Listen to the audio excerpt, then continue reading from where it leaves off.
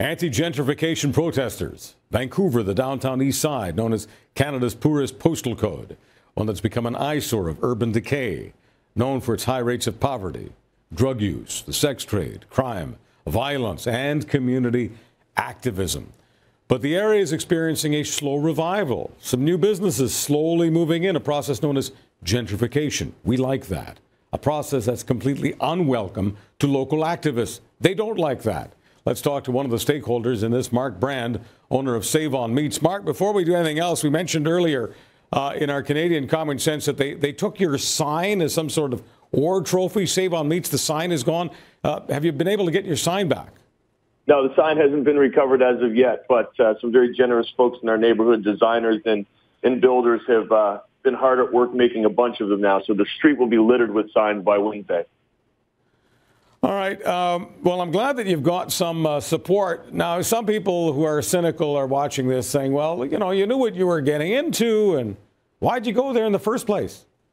Well, I've been operating for Clarity in the downtown east side for 7 years, and I've lived there for almost 9. So I've been aware of the conversation and wanted to be involved the entire time. My choice to take over Save On Meats, which is an institution in the neighborhood, it's been there for 57 years before me, was because it's a really important part for our city. And I wanted to ensure that there would be food that was healthy, nutritious, and, readily available financially, too, for the people who live in that neighborhood. How on earth do the activists see Save On Meats as something that's only for the upper crust? I mean, I've been in your store. I've been in many Save On Meats. I don't see their point. Yeah, I don't really either. And there's a lot of misguided anger in this neighborhood. And, you know, the thing about anonymity, too, is that I can't figure out if it's somebody who's serious or is simply just looking to be an internet hero. What have they done beyond take the sign? What have they done to your business, sir? May fire random shots, and I want to be careful with my language here because I think the groups have been vocal in the last week of this being a big story that they are not involved with each other, but they do support each other. So, you know, there's critiques of what we do as a business and of me as a businessman on the internet, but you'll be hard-pressed to find anything where people actually engage me directly. We'll have a debate and or come and see me at my shop or any of my shops and have a discussion, which is unfortunate because I think the dialogue surrounding this is really important. Are any customers and potential customers intimidated from going to your business? Do you have any way of knowing?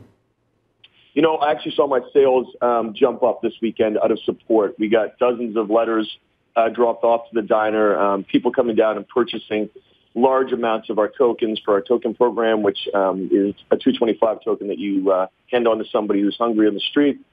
Massive support. So if anything, the amount of press has just rallied the city around us and the neighborhood especially around us.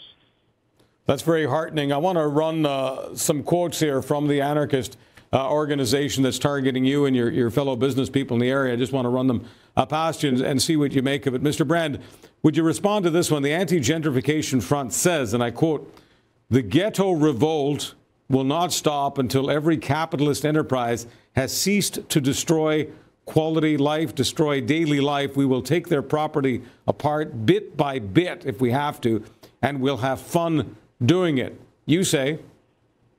That's amazing. I mean, that quote has been read to me about a dozen times in the last week, and it's suggesting that we're detracting from quality of life.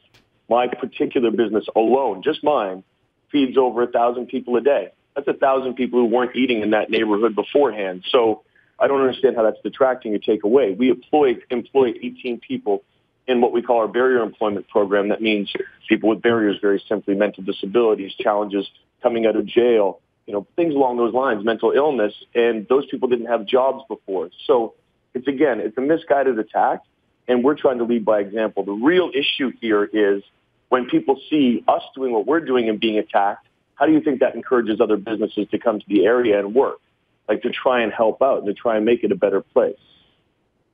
Speaking of other businesses, what's your take on all those windows being smashed? That's tens of thousands of dollars damage. Famoso Neapolitan Pizza.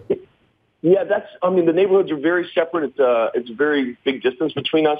My take on it is straight vandalism. You know, I deal with that as a business owner. Most people do. It's been polarized because of this AGF group I don't really see how a pizza restaurant on Commercial Drive, which is a good distance away from the area we're discussing, is even relevant in the conversation. It's kind of crazy to me. I thought it was being misquoted every time somebody brought it up, but apparently not.